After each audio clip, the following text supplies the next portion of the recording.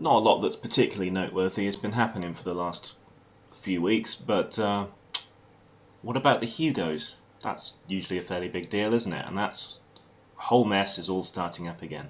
The Hugo Awards, named for Hugo Gernsback, that great science fiction pioneer and seller of pulp magazines, is a science fiction award. It's a successor to a previous one, taking over from around 1992, if I remember correctly, and it's meant to reward excellence in science fiction. Good books, good writing, and other things that are associated with science fiction and fantasy. That's what it's supposed to be. And it's become the centre of a massive controversy in recent years, several years, in fights between two kind of political and artistic blocks of writers and science fiction contributors.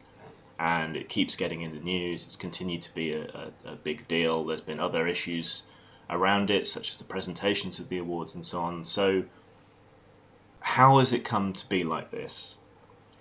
What's going on? Is there any solution to it? And why is it so bad this year? So, first up, where am I in relation to this whole thing? Well, if you look on the political compass, I am way down on the bottom left. There's a very anti-authoritarian, very left-wing. So, in theory, I should be in favour of the status quo when it comes to the Hugo Awards. But my sympathies for all my other disagreements really do lie with the objectors, the sad puppies, which is one group that tries to counter this perceived bias that they see in the awards, and less so, but still, with the rabid puppies, who are even more right-wing, even more hardline and opposed to the status quo there. So why is that? That's because I favour diversity of ideas and free expression, and I don't think that your political viewpoint should necessarily take you out of the running for an award. I think it should be judged on the books themselves, the quality of the story and so on, even if you disagree with the ideas that are presented therein. I read and enjoy Peter F. Hamilton. He's quite a right-wing author. I read and enjoy Orson Scott Card, even though I find his views on homosexuality, etc., reprehensible. The guy still writes a good book, So that's where I am. Politically, I'm as far left and as far liberal pretty much as you can go. But that's why I end up supporting, at least in theory, the puppies, because they're arguing for diversity and fair treatment, and that's the root of their complaint. So that's where I am. I guess there has to be an obligatory disclaimer here. The guy who kind of runs the rabid puppy slate, which is the particularly hard line, the guy who's pretty much sabotaged this year's awards completely is Vox Day, and I think he is a cunt. I'm not mincing any words about it. The guy is a shit. A lot of other people involved are shits, but a lot of other people involved aren't shits. They just have different ideas and concepts, So, yeah, I don't like Vox Day. I don't like his views. But in this singular issue, I think sad and rabid puppies have a point. I don't necessarily support their tactics. I definitely don't support their views. But there's a point here. So what is the problem? Okay, so this science fiction award, the Hugo Awards, has become a battleground representative of a lot of other larger, I guess, cultural issues that are going on. One part of that is that in every walk of life, particularly relating to American politics, there is massive polarization between the right and what passes for the American left. So, and that leaches into every aspect of life.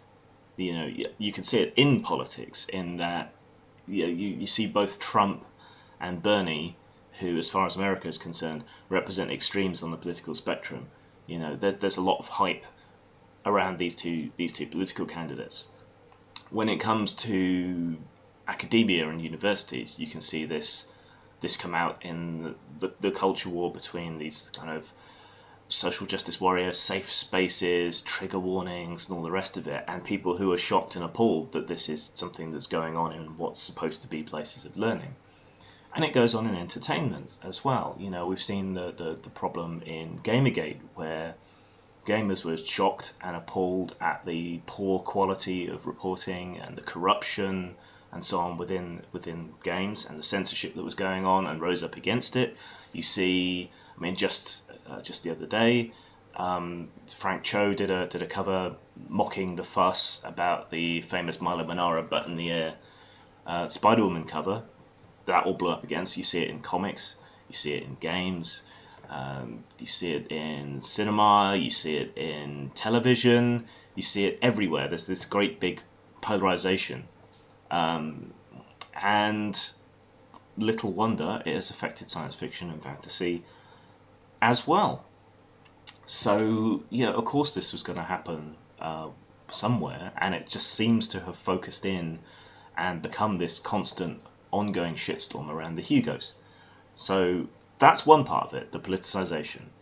Another part of the problem is that science fiction has historically often been at the vanguard of social change and ideas. I mean, H.G. Wells invented the concept of free love, you know. Many of the foundational, most important, most effective, best science fiction novels of the 20th century were written in the 60s and 70s and had, you know, genuinely radical, political, sexual, drug, etc., technological ideas. You know, we had this concept of social science fiction that's commentary or is trying to explore new ideas and so on. And a lot of people see themselves in that mold. But it's really no longer true, because the revolutionary concepts now stemming from what would have been that culture in the past are often very regressive. You know, anti-sex, you know, trying to roll things back. They are against exploring sexuality or, you know, any of these things that they consider problematic, you know, political expressions that they don't like, political systems that they don't like, even if you're exploring it in a fictive way and making it the villain, or if the bad guy does something nasty, that's still problematic and triggering. So what used to be a revolutionary bloc, you know, coming out of academia, within academia, you know, the 60s, the free speech radicals, the free love radicals, you know, drug legalization, kinky sex, you know, expressions of violence in a more explicit way, that sort of stuff, all that kind of revolutionary spirit, that the community that produced that in the past is now producing small c conservative people with very, very restricted viewpoints and ideas that are counter-revolutionary, that are rolling back all these advances that were made in fiction and expression and even in society. But they view themselves as radicals. They think what they're doing is revolutionary and socially conscious and important. You know, that's how they see themselves, even though it's the polar opposite of what they actually are compared to these revolutionary movements in the past. But they see themselves in that tradition. So that's a problem. And lastly, and I think this is the other major part of the problem, is that science fiction has always felt inadequate. You know, it wants to be literary, it wants to be accepted and lauded and, you know, treated as the art it considers itself to be. I think this is a fool's errand, really. I think science fiction is art and shouldn't have a complex about it. But there is this desire for legitimacy. I think that's the best way to put it. And people think that the best way to go about that is to talk about important things. You know? And it's true that literary fiction has begun to borrow from science fiction in many ways. And perhaps the reverse is true. I mean, Mayville's The City in the City reads more like a literary novel than a science fiction novel. The science fiction's barely relevant to it. And there's examples the other way. I'm sure you can think of some. I can't off the cuff, but there's a couple I'm thinking of. I can't remember the names. But yeah, this is going on. There's this sense of inadequacy and this desire to be important and literary, to find the next Handmaid's Tale, for example. Something that will make people take science fiction seriously as a genre. And like I say, I think that's a fool's errand. And up against all that, you have the Sad Puppies and the Rabid Puppies. Now, this is kind of a combination of authors who are perhaps right of centre on their views and feel that the science fiction establishment is very, very liberal and doesn't give them, left liberal, and doesn't give them the time of day or the same kind of opportunities or the same consideration. And it also contains a lot of authors who are much more in the kind of pulp, mean people might say lowbrow tradition, adventure, rockets, lasers, explosions, war fiction, that sort of side of science fiction. And they feel equally that they're not being given a fair shake. And sometimes these two things come together. So that's where it comes in. There is a perceived idea, or there was a perceived idea, that there is a bias in these awards against people who write adventure fiction and against people who are right of centre. Now, whether you believe that's true or not, that's what's perceived. Those are the things that lie at the heart of the conflict. And the guys writing the adventure fiction, maybe they've got a point. After all, the award is named after Hugo Gernsback. Like I said before, king of the pulps. He wasn't really exposing the kind of highbrow social science fiction, at least definitely not at the start, but rather the kind of whiz-bang adventure stuff. So maybe there's a point there. So how did this problem develop? Well, it started out with just objections. We're perceiving this bias, this problem, against adventure fiction, and against authors with right-leaning views. Could we maybe do something about that? Nothing. So the Sad Puppies emerge, and they create a slate of authors who, they think are worthy of awards, who are maybe right of centre, who are maybe adventure fiction, stuff that they think is good, basically, and worthy of an award.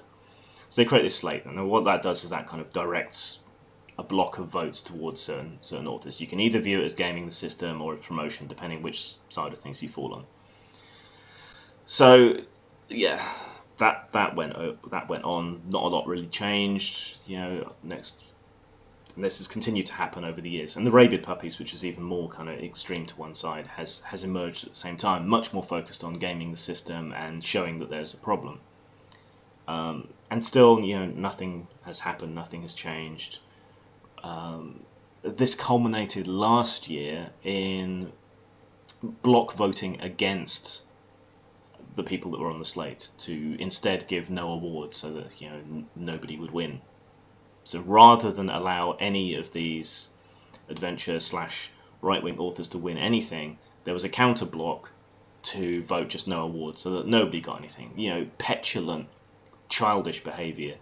I mean, going right back to the first Sad Puppy slate, it became obvious that there was a problem because of the way people reacted to that slate. It's up in arms, pitchforks and torches. We cannot allow these people to win, which proved their point. And this was even more proved last year with the whole no award debacle. So what's happened now is that the Rabid Puppies, who are now really in charge of the show, have completely gamed the system and have just made it into an absolute farce. There's dinosaur porn by Chuck Tingle on there, whereas previously there was If You Were a Dinosaur, My Love, which was actually meant to be taken seriously, but now they're making fun of that via dinosaur erotica. It's utterly stupid. Both sides have just doubled down until we're at this, which is hopefully peak ridiculousness. So that's where we are now. It's just completely fucked. So what's the solution now that this is a complete circus? Well, it may be too late for a solution, but the solution would have been to take people's complaints seriously, to have reassured them, to have made some changes in order to ensure that there was a greater diversity of opinion and style in the awards. But that ship has pretty much sailed. It may still be possible to recover from it, but I don't see either side really backing down at this point. It would take organisational change, and I'm afraid that if they go about organisational change of how the awards are given out, they're just going to use it to further exclude both sets of puppies or anyone associated with them, and they're just going to use it to, keep doubling down and making that original problem even more explicit, even more of an issue. So I would like to see that kind of change, not that kind of change, but a reconciliation. I would like to see acknowledgement that there is a problem occur and move it to a purely meritocratic based award, but I don't know how they do that. I don't think anyone has the will to do that, so I don't think it's very likely to happen at all, unfortunately.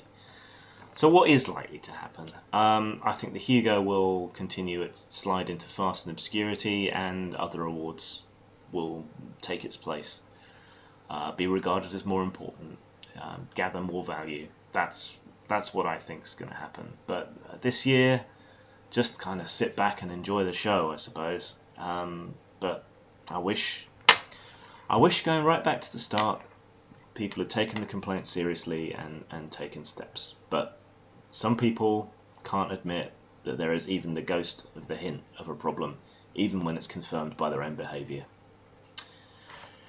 Take care.